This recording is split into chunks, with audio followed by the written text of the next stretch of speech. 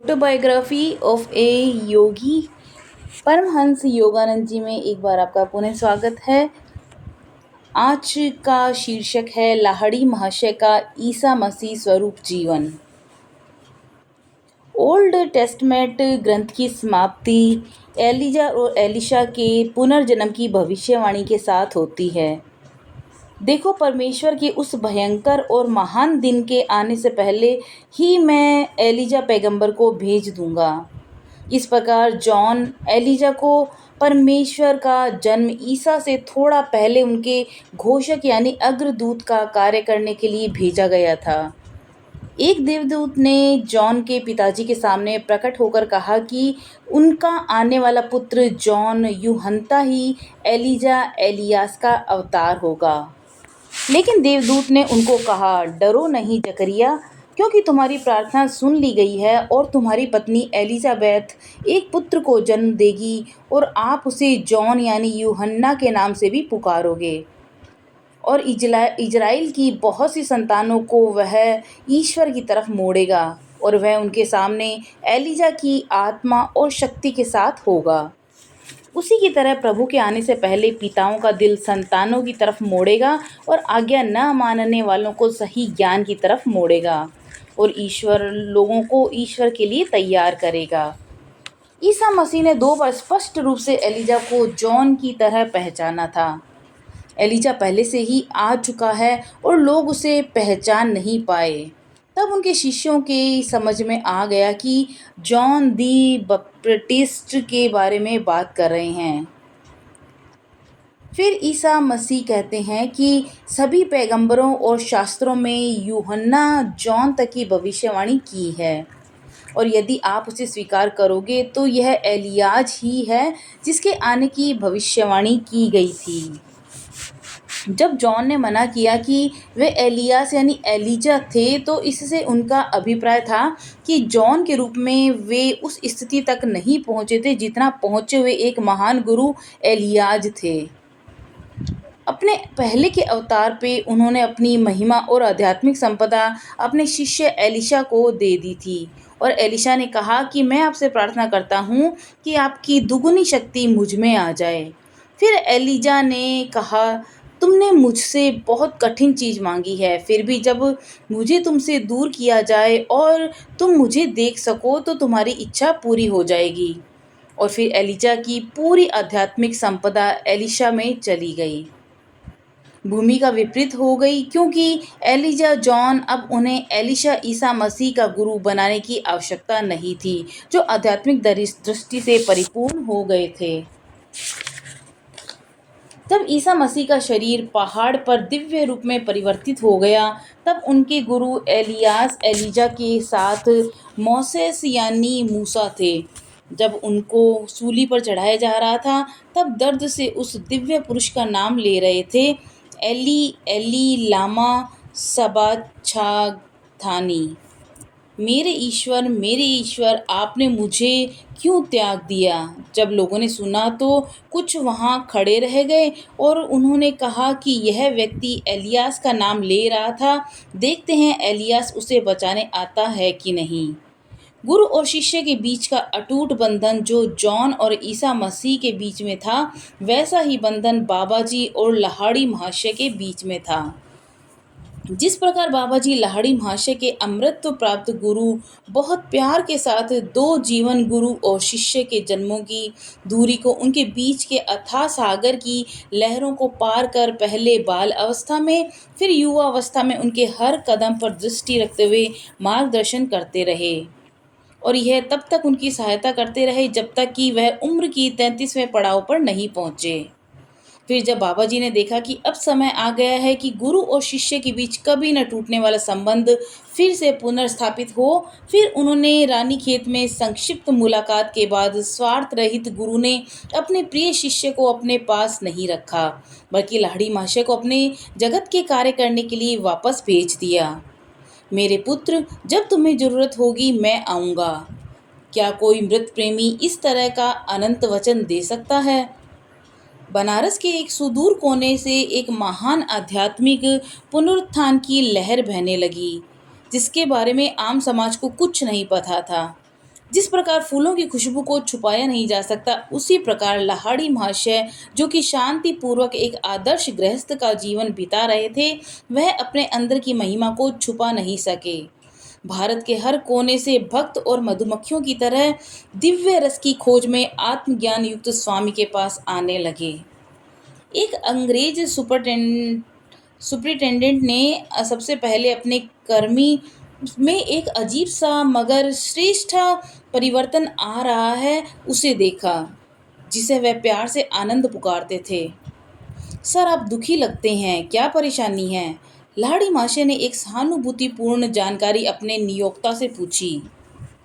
London में मेरी पत्नी बहुत बीमार है, चिंता में मैं घुला जा रहा हूँ। मैं आपके लिए उनकी खबर ला सकता हूँ। लाड़ी माशे थोड़ी देर के लिए कमरा छोड़कर एक शांत जगह पर बैठ गए। लौटकर मुस्कुराते हुए बोले कि आपकी पत्नी की तबीयत में सुधार आ रहा है। वह आपको पत्र लिख रही है। सर्वज्ञ योगी ने पत्र के कुछ अंश बताए। अनंत बाबू, मैं जानता हूँ तुम एक सामान्य व्यक्ति नहीं हो, फिर भी मैं विश्वास नहीं कर पा रहा हूँ कि क्या तुम अपनी इच्छा से देश और काल की सीमाओं को मिटा सकते हो। आखिर पत्र आ गया।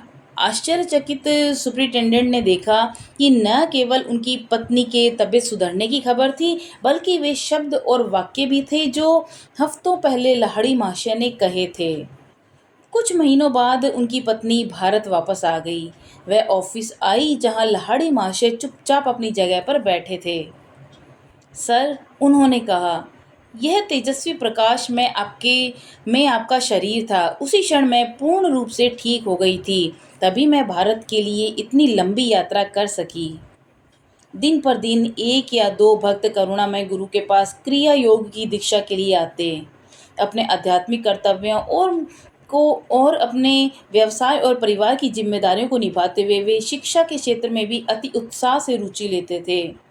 उन्होंने कई छोटे छोटे समूह में शिक्षा समूह बनाए और बनारस के बंगाली तोला मोहल्ले के स्कूल को विकसित करने में सक्रिय हिस्सा लिया। वह नियमित रूप से ग्रंथों और शास्त्र पर विवेचना करते, जो गीता सभा के नाम से प्रसिद्ध हुई, और उसमें कई सत्व के जिज्ञासु आते थे। इस तरह की कई गतिविधियों द्वारा लाहिड़ी महाशय सामान्य चुनौती का उत्तर देने का प्रयास कर रहे थे और अपने व्यावसायिक और सामाजिक कर्तव्यों का निर्वाह करते करते भक्ति ध्यान के लिए समय ही कहाँ बचता है, अपने जीवन की सभी गतिविधियों में एक सामंजस्य बनाते हुए गृहस्थ गुरु का जीवन हजारों प्रश्न करते हुए हृदयों के लिए एक प्रेरणा बन गया। एक साधारण वेतन को कुरियत से खर्च करते हुए इन आडंबरहीन गुरु के पास सभी के लिए समय था। गुरुदेव अपने सांसारिक जीवन के रास्ते का सामान्य रूप से और हंसी खुशी से बिता रहे थे। साक्षात परमेश्वर की सीट पर विराजमान लाहिड़ी महाशय सभी लोगों का आदर बिना भेदभाव के करते थे। जब उनके भक्त उन्हें प्रणाम करते तो वे उसका उत्तर नमस्कार में देते। एक बच्चा जैसी विनम्रता गुरुजी अक्सर दूसरों के पैर छू लिया करते थे, लेकिन स्वयं को ऐसा आदर देने के लिए वे मना करते। यद्यपि प्राचीन पूर्वी प्रथा में पांव छूने की परंपरा है। लाहिड़ी महाशय की विशेषता थी कि वे किसी भी धर्म या जाति के मनुष्य को क्रिया योग उपहार में दे देते थे। उनके शिष्यों में न केवल हिंदू बल्कि मुसलमान और ईसाई भी थे। द्वैतवादी है या अद्वैतवादी, किसी भी धर्म का अनुयायी या किसी भी धर्म को न मानने वाला विश्व गुरु सबका समान भाव से स्वागत करते और उन्हें शिक्षा भी देते। उनका एक अति उन्नत चेला था, अब्दुल गफूर खान, जो एक मुसलमान था और यह लाहिड़ी महाशय का महान साहस दिखाता था। क्योंकि स्वयं वह एक उच्च कोटि के ब्राह्मण होते हुए भी उन्होंने पूरी कोशिश की कि उस समय के कट्टर जातिवाद को खत्म कर पाएं। गुरु के सर्वव्यापी छाया में सबको आश्रय मिलता था। ईश्वर प्रेरित पैगंबरों की तरह लाहिड़ी महाशय ने नीची जाति और समाज के निचले वर्ग को एक नई उम्मीद दी। हमेशा याद रखो, तुम किसी के नहीं हो और तुम्हारा कोई नहीं है।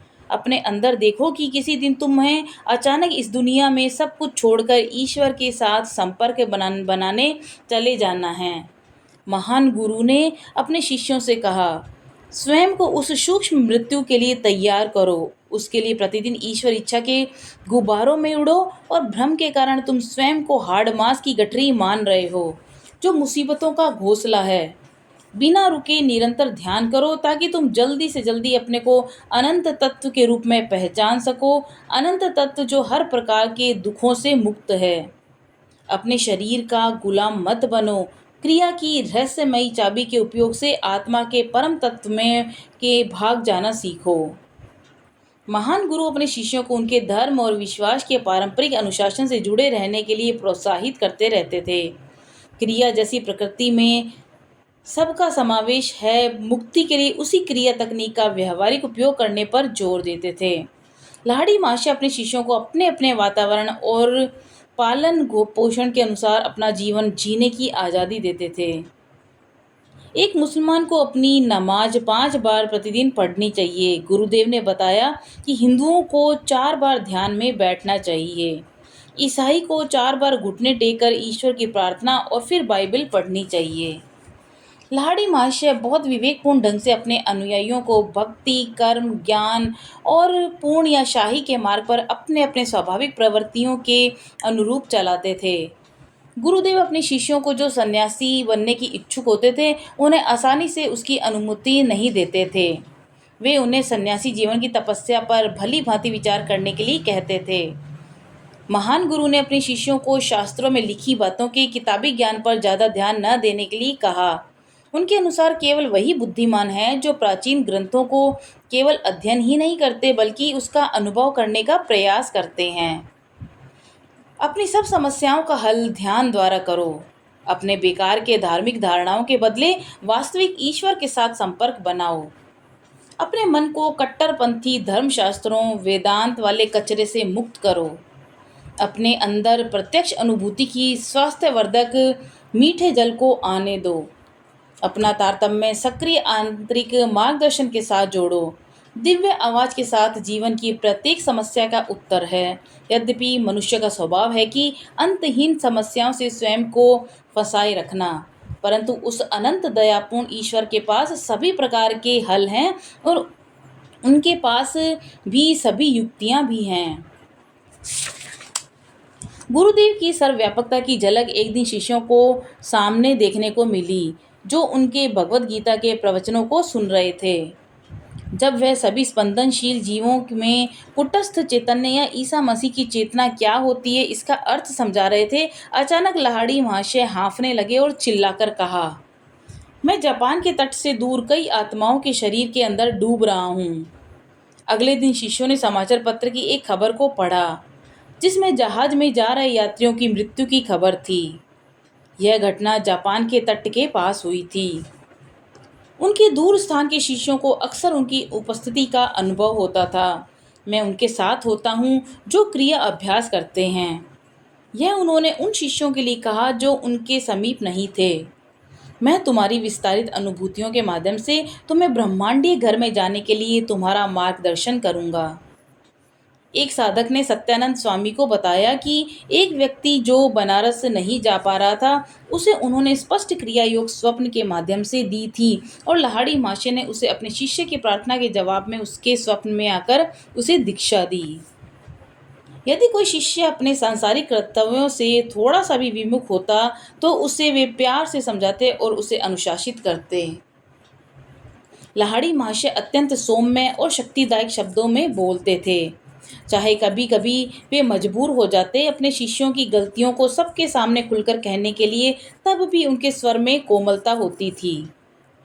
एक बार श्री युक्तेश्वर जी ने मुझे बताया था, फिर विचारमग्न होते हुए कहा कि गुरुदेव की फटकार से बचने के लिए कोई भी शिष्य भागा नहीं है। मैं अपने को हंसने से नहीं रोक पाया और फिर अपने गुरु को विश्वास दिलाया कि उनकी डांट तीखी हो या ना हो, उनका हर शब्द मेरे कानों के लिए एक मधुर संगीत है। लाहिड़ी महाशय ने बहुत सावधानी से क्रिया को प्रगति के आधार पर 4 क्रमों में बांटा था। ये उन्नत 3 क्रमों को तभी शिष्य को देते थे जब वह निश्चित आध्यात्मिक उन्नति प्राप्त कर लेता था। एक दिन एक शिष्य ने अपना असंतोष जाहिर करते हुए कहा कि उसका उचित मूल्यांकन नहीं किया गया है। गुरुदेव, उसने कहा, मैं अब तो निश्चय ही दीक्षा प्राप्त करने योग्य हो गया हूँ। उसी क्षण दरवाजा खुला और एक विनम्र साधक वृंदा भगत ने कमरे में प्रवेश किया। वह बनारस का डाकिया था। वृंदा, मेरे पास बैठो, गुरुदेव ने उसे प्यार से देखते हुए कहा। बताओ, क्या तुम दूसरी क्रिया दीक्षा के लिए तैयार हो? डाकिये ने हीन भावना से हाथ जोड़े। गुरुदेव, यह चौंकते हुए बोला, कृपा करके अब और दीक्षा नहीं।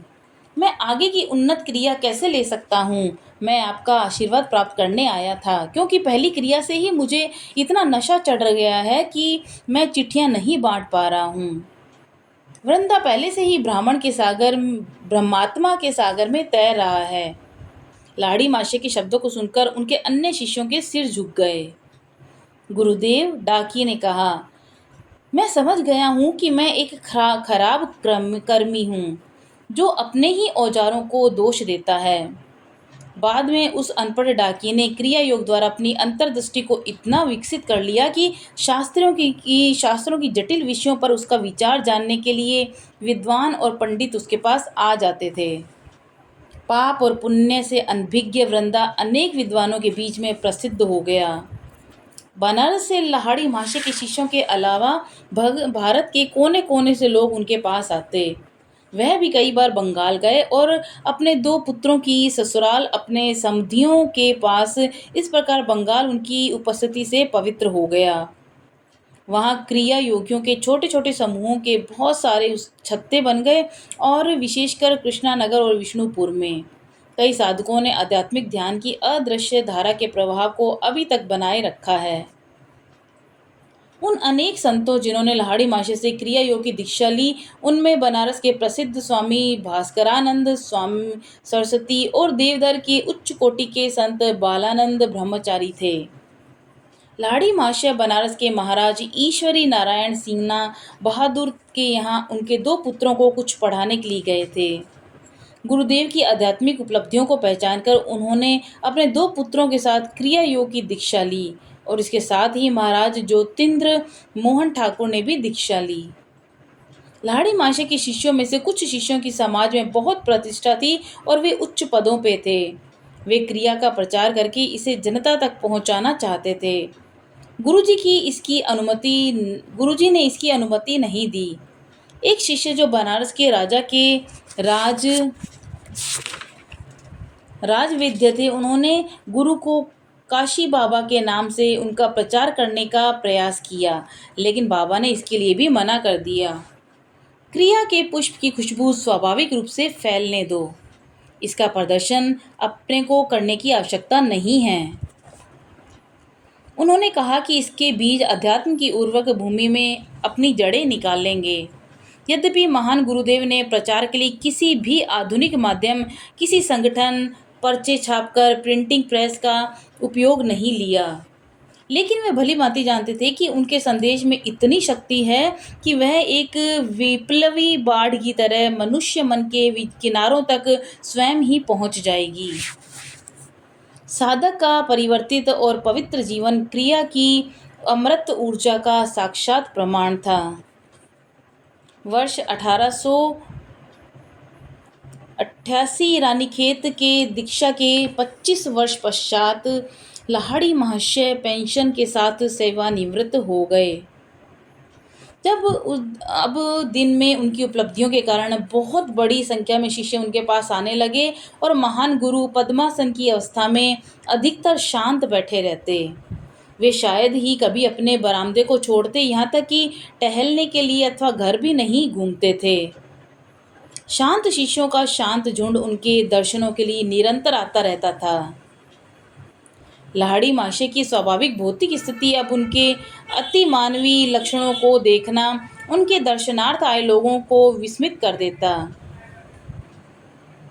विश्वासहीन, निद्राविहीन और उनकी धड़कन और सांसों का रुकना, शांत आंखें घंटों बिना पलक झपकाए और उनके चारों तरफ एक गहरी शांति छाई रहती। कोई भी आगंतुक बिना उन्नत दिव्य प्रेरणा के अनुभव के नहीं जाता था। सबको पता चल जाता था कि उन्हें ईश्वर के सच्चे मानव ने चुपचाप अपना आशीर्वाद दिया है। गुरुदेव ने अपने शिष्य पंचानन भट्टाचार्य को कलकत्ता के एक आर्य मिशन इंस्टीट्यूट खोलने की अनुमति दे दी। यहाँ साधु स्वरूप शिष्य क्रिया योग का संदेश देते थे और जनता के कल्याण के लिए जड़ी बूटियों की यौगिक औषधियाँ दी जाती थी। अपनी प्राचीन परंपरा के अनुसार गुरुदेव सब लोगों को नीम का तेल देते जो कई बीमारियों को ठीक कर देता था। जब गुरु शिष्य को तेल निकालने के लिए कहते तो वह इसे बड़ी सुगमता से कर लेता था। यदि कोई अन्य इसे करने की कोशिश करता तो उसके सामने अजीब सी कठिनाइयाँ आती। वह देखता कि जरूरी आसवन यानी डिस्टिलेशन क्रिया पूरी करते हुए पूरा तेल ही वाष्पित हो जाता। जाहिर है उस प्रक्रिया के लिए गुरु का आशीर्वाद बहुत जरूरी था।